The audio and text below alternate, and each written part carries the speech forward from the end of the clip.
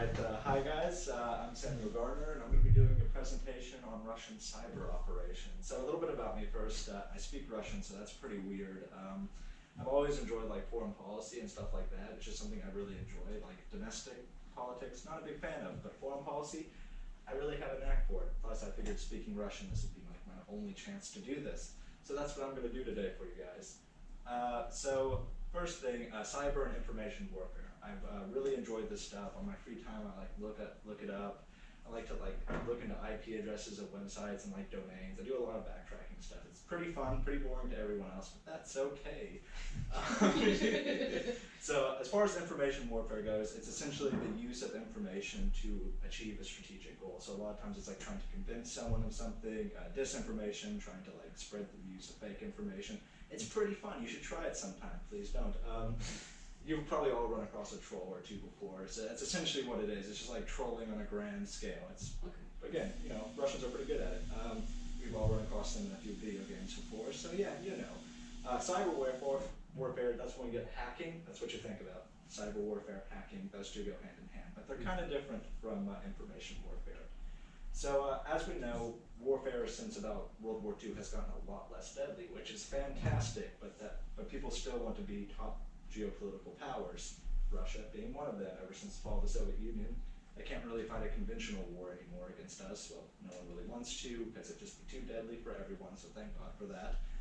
But they still want to remain on the top. So how do they do this? With hybrid warfare. So hybrid warfare, when we usually think about it, it's like the whole Cold War thing. We armed some people over in Afghanistan to fight the Soviets, and they armed people in Vietnam to fight us. That's what you normally think of. But the Russians, in recent years, have decided to use cyber as a way of combating us. And really, they're kind of like the first to do it in a grand strategic way, which is what makes it kind of scary for people when they first hear about it. All right, so history of information warfare within the USSR. So this one is kind of interesting. So first of all, there's going to be two things to talk about. One is Operation Infection, which is the Russian campaign to convince the rest of the world, besides the immediate United States and its allies, that America created AIDS, which we think is ridiculous now, but it actually worked in quite a few African countries that were trying to decide what side of the sphere of influence they would be on. So like recently, before Zimbabwe's president was ousted by their military, Mugabe believed that America did create AIDS. And that same thing happened in the CAR, which is the Central African Republic. I think it was formerly known as Zaire. So it didn't really have a huge effect, only on some smaller nations in Africa, but it wasn't spread that. They didn't have the means to spread it like cyber has the means to spread information.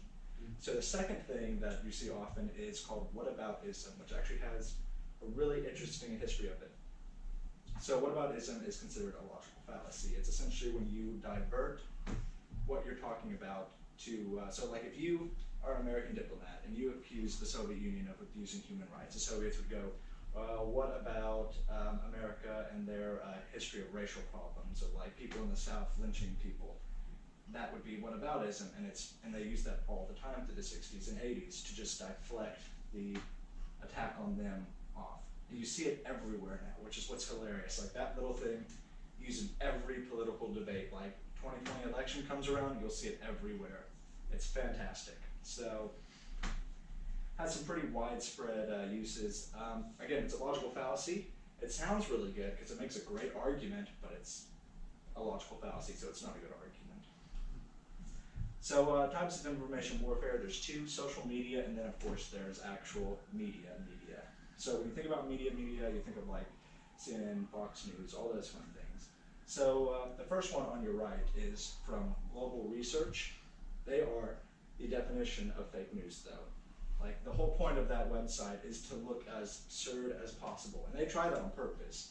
And besides the just the hiding of the original IP address, they don't change anything to hide the fact that they're Russian. So like anyone smart enough to look anywhere, they'll easily find that it's Russian. But that's kind of the point of the whole thing. Because once you know that's Russian and you go to Russia Today looks a lot more credible. So you start thinking and start treating it like a news source. So it's pretty smart. It's a little backwards logic, and they do this with their social media, which I'll tell you about in a second. But it's essentially a way to they try to make Russia look more absurd than it is. And then when you see the actual stuff that they're trying to promote, you begin to think, oh, well, that's not that bad, so it must be okay. It's kind of interesting, a bit of psychology there. I really enjoy it. So as far as social media goes, Facebook and Twitter are really the main uses, some on YouTube. But the use of troll armies, we all hate trolls, we've all encountered one on a game or two before, you know, we've dealt with them. They're okay. But Russia was the first to like, hey, what if we get like 100,000 of these and just throw them on Twitter? That's what they do. They pay people like 4 cents a post, and then they go at it.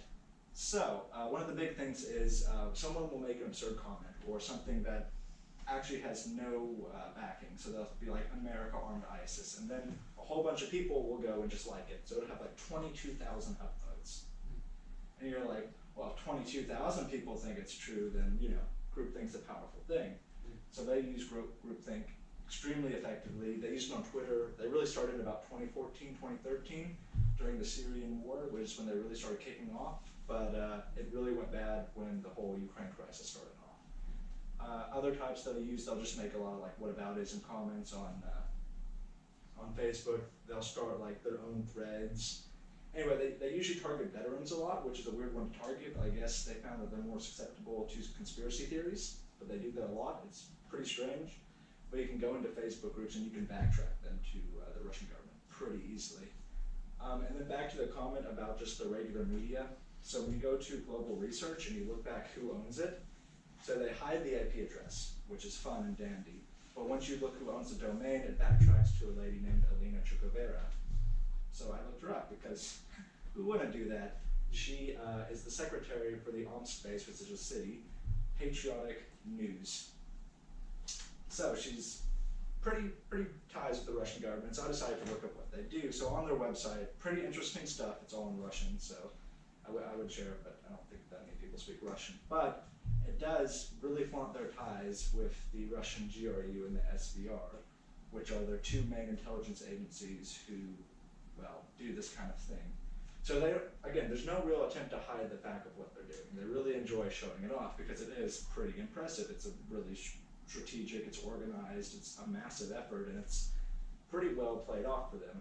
But as I said, you really saw it kicking off in the civil war in Ukraine and the civil war in Syria, because I guess they want to win hearts and minds rather than just winning the conflict, which the Russian military is perfectly capable of doing in both of those regions.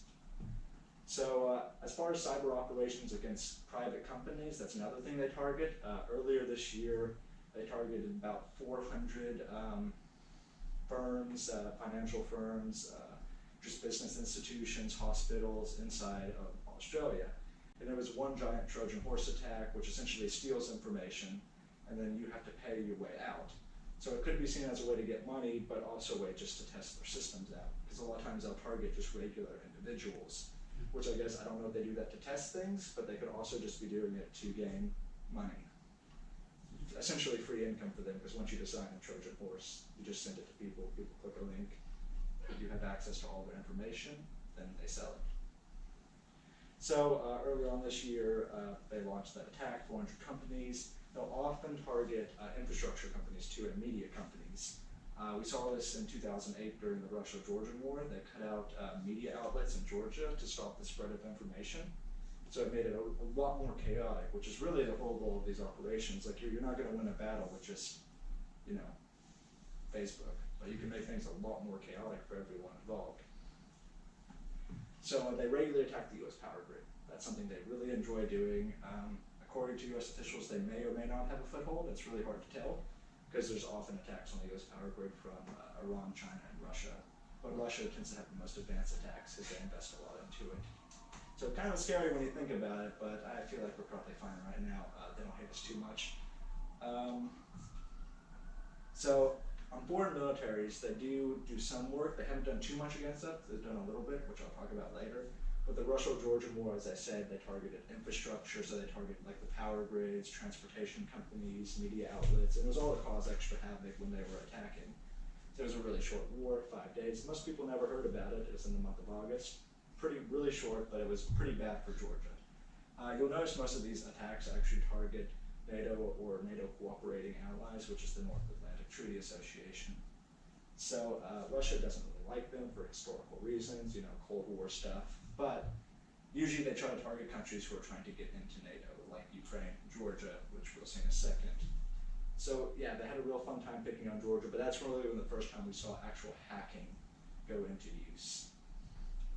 So as far as Ukraine goes, there's a group called Fancy Bear, which is a pair of GRU, which is Russian military intelligence hackers, that went around and targeted Ukrainian terminals or Ukrainian artillery positioning systems.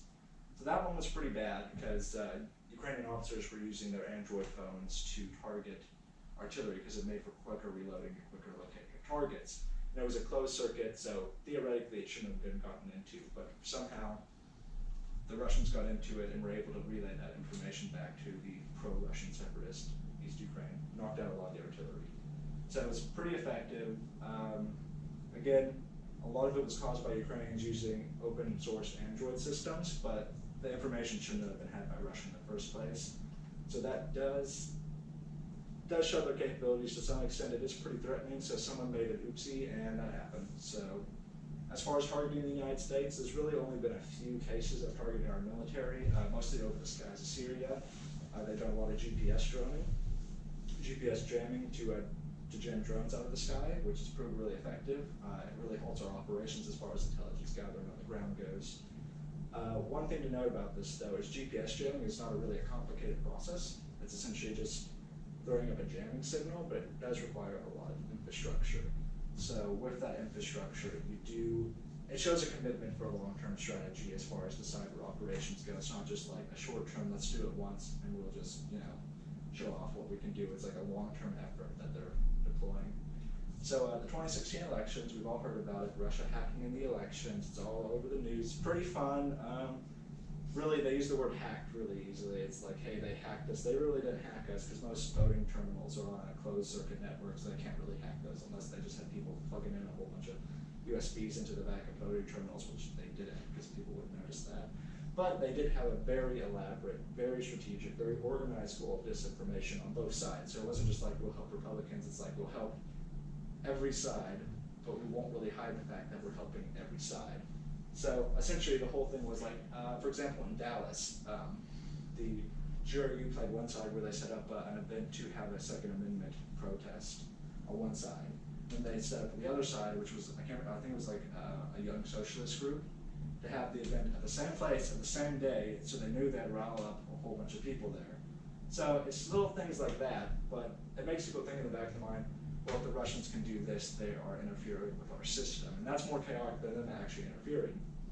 That's the whole point. Like, hey, if we can make them think that, then we already got our money back tenfold. It's a really cheap operation. We're just spreading disinformation, just causing chaos. Again, it's not like they actually affected the votes, but it's more like people thinking they affected the votes. That's the whole point of it. So that's more scary to anyone else, and I think, that was the whole plan of their operation.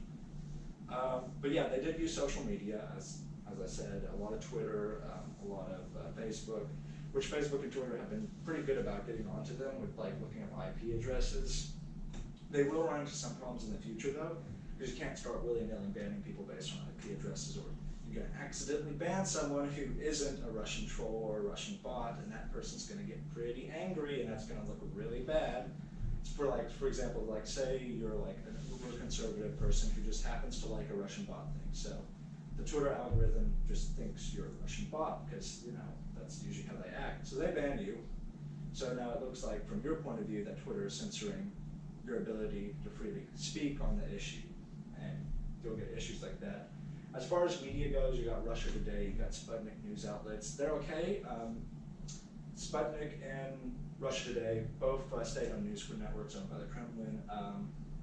They do get more views than CNN, and I think they're up there with Fox News about monthly views. So that's pretty impressive considering they're state-owned, which should really count them out of the whole fair point of view, thing, being state-owned, especially for the Russian government. So yeah, they do tend to offer. It will definitely be in the future to see how it continues. I think most likely we'll be able to handle it as long as we get off the idea of them affecting the elections, because that's all they're trying to do, is just trying to convince us that they're messing with it more than they're inherently messing with it. So yeah, that was my presentation. If anyone has any questions, you guys are welcome to ask. But yeah, that's about it. Yay. That was a good presentation. Thank you. I learned. I did. I try to be informative, so. Yeah. I didn't think about the Russians as much doing things, but sure did. It's just really cheap for them to do it, so why not them do it?